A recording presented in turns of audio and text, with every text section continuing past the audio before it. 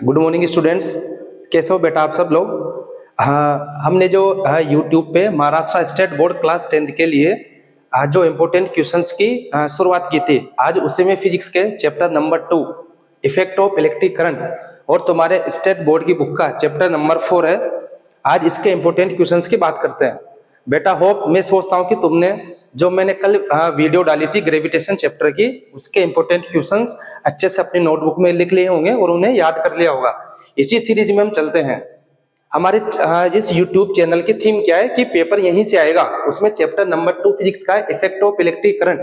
बेटा इसके भी कल के जैसे सेम इंपॉर्टेंट क्वेश्चंस है जो प्रीवियस ईयर में पूछे गए हैं और इस बार भी पूछने के 500% चांस है। तो आइए देखते हैं। इस चैप्टर से पहला क्वेश्चन पूछा जाता है mostly, tungsten metal is used to make a solenoid type coil in an electric bulb. कि इलेक्ट्रिक बल्ब में हम टंगस्टन का यूज क्यों करते हैं? तो बेटा इसका बहुत ही सिंपल सा आंसर है, क्योंकि टंगस्टन मेटल का क्या होता है, रजिस्टिविटी भी हाई होती है और मेल्टिंग पॉइंट कैसा होता है, हाई। सिर्फ एक लाइन में आंसर लिखना है, साइंटिफिक रीजन वाला क्वेश्चन है बेटा। ये क्या लिखेंगे, टंगस्टन मेटल का क्यों यूज करते हैं इलेक्ट्रिक बल्ब में? क्योंकि उसका मेल्टिंग पॉइंट हाई होता है और रजिस्टिविटी या रेजिस्टेंस भी कैसा होता है उसका, हाई। इसलिए ज्यादा समय तक हमारा बल्ब चल पाता है। उसमें नेक्स्ट क्वेश्चन है कि व्हाट इज सोलेनोइड। इसका डायग्राम भी पूछ सकता है, इसके दो आपसे एप्लीकेशन या यूजेस भी पूछ सकते हैं। बेटा सोलेनोइड किसे कहते हैं? सोलेनोइड कॉपर के वायर के एक लार्ज नंबर ऑफ टर्न्स रहता है। पढ़ा है ऐसा डायग्राम?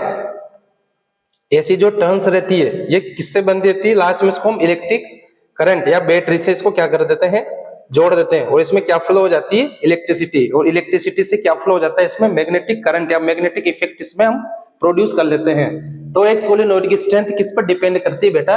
सबसे पहले तो उसके टर्न्स पर। जितने ज्यादा टर्न्स, मैग्नेटिक फील्ड या मैग्नेटिक स्ट्रेंथ उतनी ही ज्यादा। और भी इसके कुछ रीजन है किस पे डिपेंड करते हैं। एक तो नंबर ऑफ टर्न्स पे, दूसरा किस नेचर के मटेरियल से ये बना है। उसके बाद बहुत ही ज्यादा इंपॉर्टेंट पूछा जाता है बेटा, मैक्सवेल राइट हैंड रूल। हर बच्चे को पता होना चाहिए। जैसे कोई स्ट्रेट कंडक्टर वायर है, देखते हैं इसमें क्या है, मैक्सवेल का राइट हैंड रूल। मैक्सवेल के राइट हैंड रूल में बेटा के स्ट्रेट वायर ऐसा बनाते हैं हम। जो हमने तीर का साइन बनाया है, इसका मतलब है हम करंट को किधर लगा रहे हैं, ऊपर। मैग्नेटिक फील्ड किधर लग रहा है, ऊपर। या फोर्स किधर लग रहा है, ऊपर। तो मैग्नेटिक फील्ड की डायरेक्शन किधर रहेगी? ये तीर का साइन हमें क्या बता रहा है, डायरेक्शन ऑफ फोर्स। और हमें निकालना है डायरेक्शन ऑफ मैग्नेटिक फील्ड। तो अगर हमने फोर्स ऊपर लगाया तो हम क्या बता रहा है, डायरेक्शन ऑफ फोर्स। और हम निकाल लेंगे डायरेक्शन ऑफ मैग्नेटिक फील्ड। तो बेटा इसमें देखिए, अगर हम करंट ऊपर लगाते हैं तो मैग्नेटिक फील्ड कैसा घूम रहा है, कैसा घूम रहा है, एंटी क्लॉकवाइज। और अगर हम इसको डाउनवर्ड कर देते हैं, मान लो हमने करंट को माना डाउनवर्ड, तो हम ऐसे बनाएंगे इसको कर्ल फिंगर। तो कर्ल फिंगर हमारी कैसी बना रही है, क्लॉकवाइज। इसको याद करने का एक शानदार तरीका है, जैसे हम रख सकते हैं एंटी।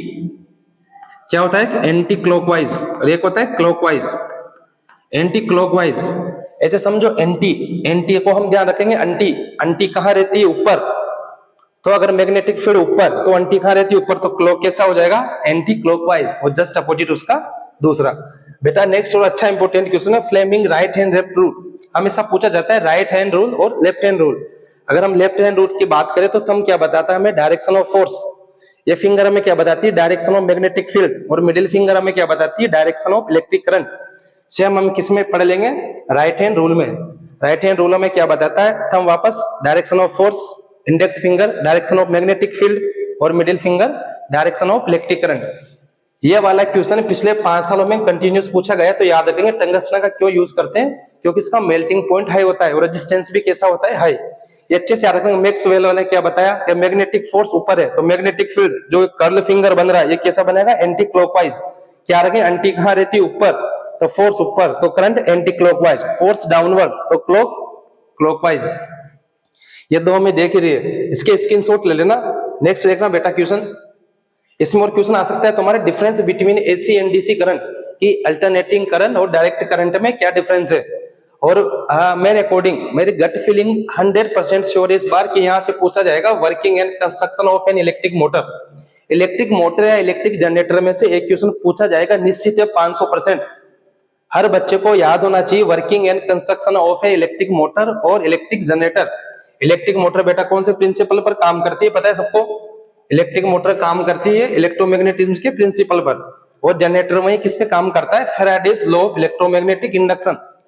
ये क्वेश्चन या तो डायरेक्ट पूछा जाएगा working and construction of an electric motor और इलेक्ट्रिक जनरेटर।